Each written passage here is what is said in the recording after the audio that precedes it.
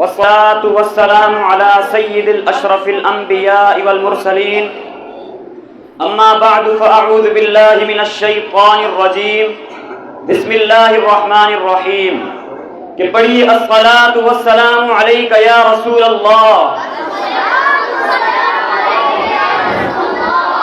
الصلاة والسلام عليك يا حبيب الله وعلى آلك وأصحابك يا نور الله.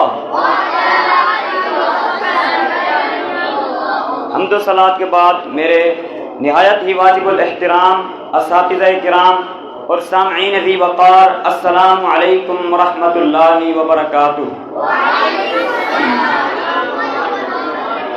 آج جس موضوع پر میں نے کچھ گفتگو کرنی ہے وہ ہے بہترین خطا کار کون.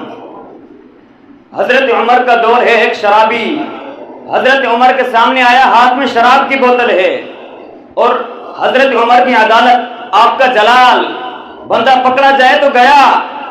حضرت عمر نے کہا بتاؤ کیا ہے تمہارے ہاتھ میں بوتل چھپائی، کہا حضرت سرکہ ہے. کیا کہتا ہے؟ سرکہ ہے. اگر ریئلائز کرو، تھوڑی دیر کے ریئلائز کرو، حضرت عمر یہ کھڑے ہیں، بندہ یہ کھڑا ہے، کتنی دیر کا وقفہ ہے، کتنی دیر کی کون پوزیشن ہے، سیکنڈز. اس بندے نے دل ہی دل میں پتہ اللہ سے کیا کہا، بوتل چھپی ہوئی ہے، یا اللہ آج بچا لے، اب شراب نہیں پیوں گا، آج عمر کے سامنے ذلیل ہونے سے بچا لے. بس چند سیکنڈ کی توبہ تھی، چند سیکنڈ کا تو کنیکشن تھا. اللہ سے دل سے عرض کیا معافی مانگتا ہوں، بندہ تیرا ہوں، مارا جاؤں گا. یہ کہتے ہوئے ڈرتے ڈرتے اس نے بوتل نکال کر آگے کی.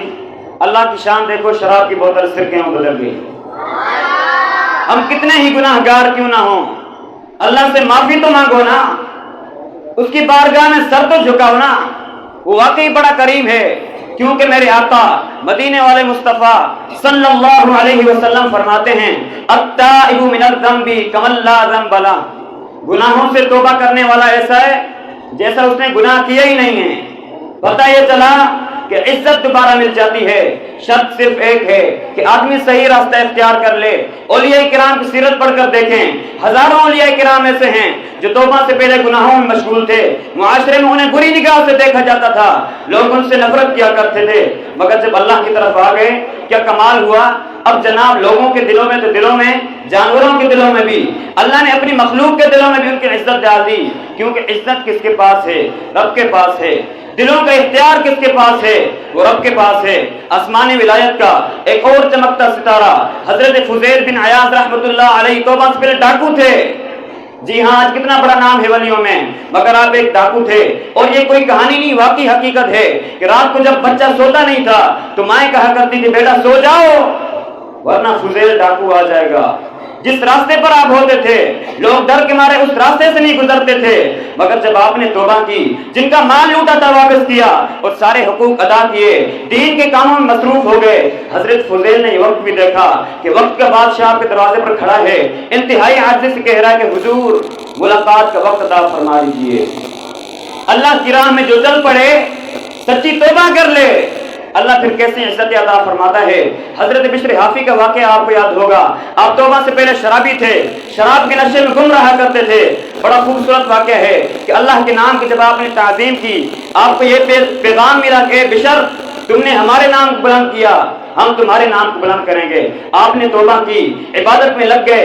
اللہ تعالیٰ کی معرفت کا عالم یہ تھا کہ آپ ننگے پیر رہا کرتے تھے. حافی کہتے ہیں ننگے پیر رہنے والوں کو، اب جب آپ ننگے پیر گلیوں میں گھوما کرتے تو اس شہر کے جانور راستے پر نجاست نہیں کرتے تھے. کیوں نہیں کرتے تھے؟ کہ آپ ننگے پیر رہتے ہیں، کہیں آپ کے پیر گندے نہ ہو جائیں. ارے وہ شخص توبہ سے پہلے شرابی ہے، اب جانور بھی ادب کرتے ہیں. بلکہ عالم یہ تھا کہ ایک سروا ہے کہ ایک جانور نے راستے پر گندگی کر دی. اس نے کہا ہو نہ ہو، لگتا ہے حضرت بشر حافی کا انتقال ہو گیا ہے.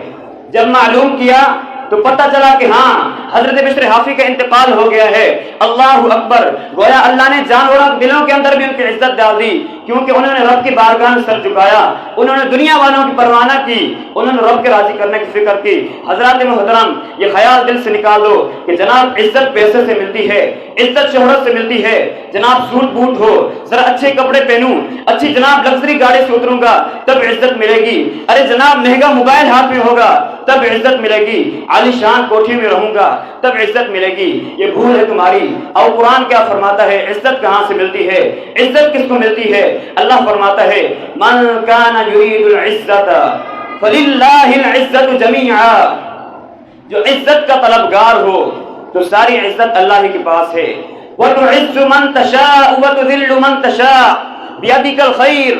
خدا کی قسم دنیا کی ساری دولت کسی کے پاس ہو, اس کے کروڑوں فالوورز ہوں, لوگ کہتے ہیں سوشل میڈیا پر فالوورز ہونے چاہیے. آج کل کسی کا مرتبہ چیک کیسے ہوتا ہے, چیک تو کرو اس کے پیج پر چاہنے والے کتنے ہیں.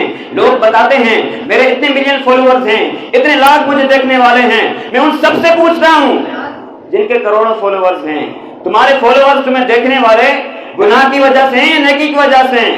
کبھی سوچا کہ 1 کروڑ لوگ تمہیں دیکھتے ہیں مگر تمہارا ناچ گانا دیکھتے ہیں, تمہاری بے حیائی دیکھتے ہیں, اور وہ جب بھی دیکھتے ہیں سارا گناہ تمہیں بھی ملتا ہے. یہ کیوں نہیں سوچتے یہ فالوئنگ کیا کرنی ہے یار, میرے اتنے فالوور, میرے اتنے چاہنے والے, میرے پاس اتنا پیسہ, ساری دنیا تمہیں چاہے اور رب نہ چاہے نا, سب برباد ہو جائے گا. ہاں جب رب نے چاہنا ہے تو ذلیل و خوار ہو جاتا ہے انسان. رب نے جس کے مقدر میں عزت لکھی ہے نا اسے ایسا عروج عطا فرماتا ہے. بتاؤ نا کون سا یوٹیوب, کون سا فیس بک تھا خواجہ غریب نواز زمانے میں, لوگ کہتے ہیں اتنے ملین فالوورز. میں بتاتا ہوں دنیا کا کون سا مسلمان ہے جو خواجہ غریب نواز کو فالو نہیں کرتا. امام حسین کے زمانے میں کون سا جناب فیس بک اور انسٹاگرام تھا, مگر کیسا رب کو راضی کیا. ارے وہ مسلمان کیسا جس کے دل میں امام حسین کی محبت نہیں ہے, سرکار کے آل کی محبت نہیں ہے, دلوں میں بستی ہیں یہ ہستیاں. کیوں؟ رب کو راضی کیا, رب نے سب کو راضی کر دیا. ہمارا پرابلم یہ ہے ہم سب کو راضی کرنے کے چکر میں ہیں, رب کو ناراض کر رہے ہیں. نہ کرو ایسا, اللہ کو راضی کرو, اللہ کے حبیب کو راضی کرو, بس لوگ راضی ہو جائیں, دوست راضی ہو جائیں, بیوی راضی ہو جائے, بچے راضی ہو جائیں. ضرور کرو اپنے بیوی بچوں کو راضی, مگر ایسے راضی تو نہ کرو نا کہ اللہ ہی ناراض ہو جائے. لوگ کہتے ہیں کیا کریں, کر رہے ہیں جناب بچوں کی خوشی کے لیے.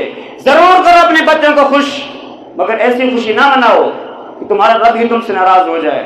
وہ ناراض ہو گیا تو میں کدھر جاؤں گا؟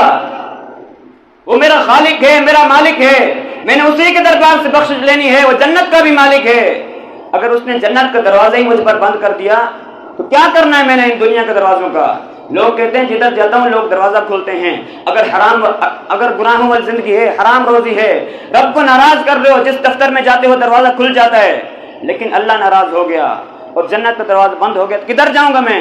پھر کون سی سورس کام آئے گی, پھر کون سا فالوئنگ کام آئے گا, پھر کون سا جناب پیسہ کام آئے گا؟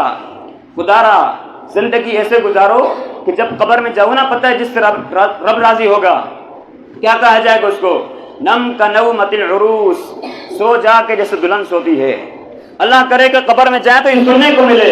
ایسا نہ ہو کہ قبر میں جائیں تو مار پڑے, قبر میں جائیں تو سانپ اور بچھو آ جائیں, قبر میں جائیں تو آگ آ جائیں. اے نرم بستروں پر سونے والوں, اے بڑے بڑے بیڈ روم اور بڑے بڑے ڈرائنگ روم کے خواب دیکھنے والوں, دنیا تو کر لی اچھی, اگر قبر میں کیڑے مکوڑے آ گئے تو کدھر جائیں گے؟ زندگی ایسے گزارو کہ قبر روشن ہو جائے, زندگی ایسے گزارو کہ قیامت کے دن پکار پڑے. یہ اللہ کا پیارا ہے. دعا ہے کہ اللہ تعالیٰ سے ہمیں موت سے پہلے موت کی تیاری کرنے کی توفیق عطا فرمائے.